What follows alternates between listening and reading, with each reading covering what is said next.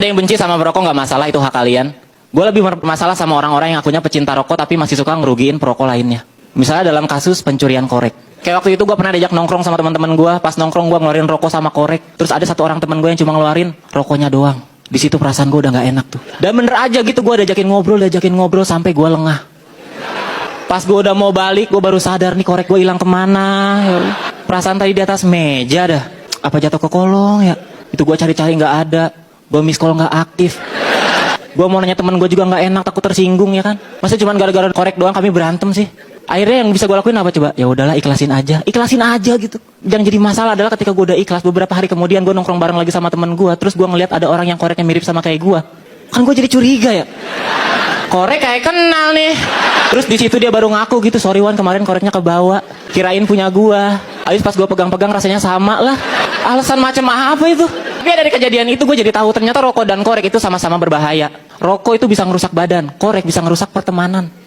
Makanya nih buat produsen korek gitu, next time kalian bikin korek, bikinlah korek dengan sistem keamanan yang jelas.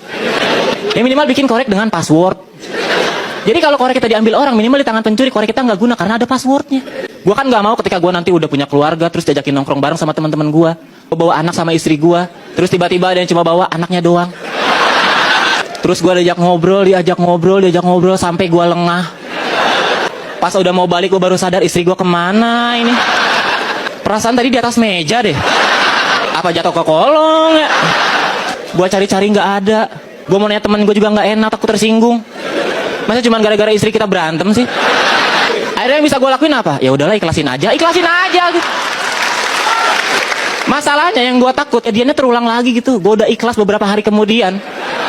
Gue nongkrong lagi sama teman-teman gue. Terus ada yang bawa istri bentuknya mirip kayak punya gue. Kan gue jadi curiga gitu ya. Istri kayak kenal nih. Terus di situ dia baru ngaku gitu, sorry Wan, kemarin istrinya kebawa. Abis pas gue pegang-pegang rasanya sama. Alasan macam apa? Udah diapain aja istri gue sama lu? Belum diapa-apain Wan, masih utuh. Kok bisa sih? Ya kan gue nggak tahu passwordnya. Nah, itu gunanya password ya.